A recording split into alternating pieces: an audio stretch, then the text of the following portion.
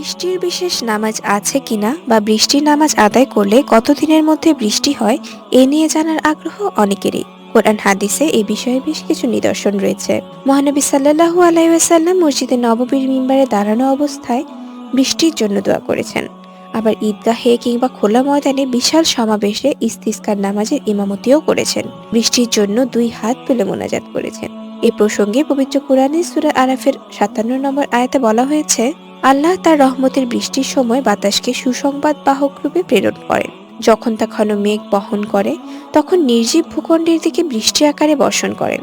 তারপর তার দ্বারা সব ধরনের ফল ফসল উৎপাদন করান। ইসলামে বৃষ্টির জন্য দোয়া করার যে নামাজ আদায় করার নিয়ম রয়েছে সে নামাজকে ইস্তিসকা বলা হয়।